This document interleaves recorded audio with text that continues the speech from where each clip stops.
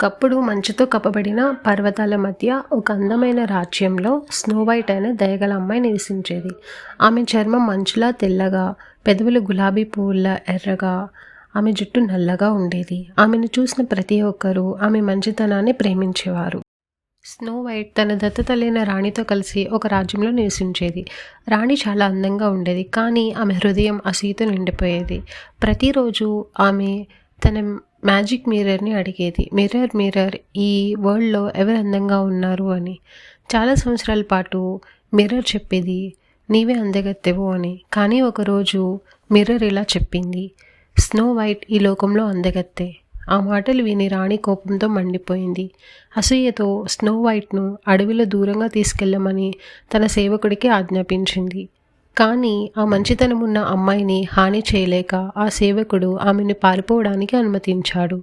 భయంతో దారి తప్పి స్నో వైట్ అడవిలోకి ఒంటరిగా తిరుగుతూ ఒక చిన్న ఇంటిని చేరుకుంది. ఆ ఇంటిలో నివసించేవారు 7 మరుగుజ్జులు. వారు గనుల్లో పనిచేసేవారు.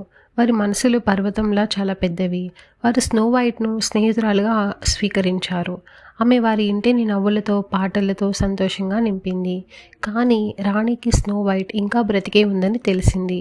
ఆమె ఒక వృద్ధ మహిళల వేషంలో మార్చుకొని మెరిసే ఎర్ర యాపిల్తో స్నో వైట్ దగ్గరకు వచ్చింది. మరుగుజ్జుల హెచ్చరికను మరిచి స్నో వైట్ ఆ యాపిల్ని కొరికింది.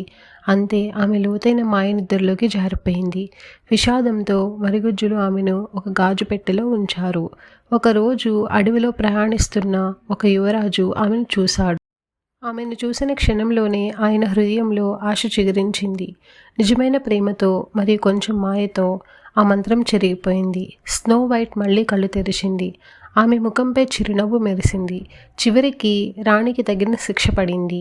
రాజ్యంలో మళ్ళీ శాంతి నెలకొంది. స్నో వైట్ తనను కాపాడిన స్నేహితులను గుర్తుంచుకుంటూ ధైర్యంతో, కరుణతో జీవించేది. అలా ప్రేమతో, వెలుగుతో చుట్టుముట్టబడి ఆమె ఆనందంగా జీవితం జీవించింది.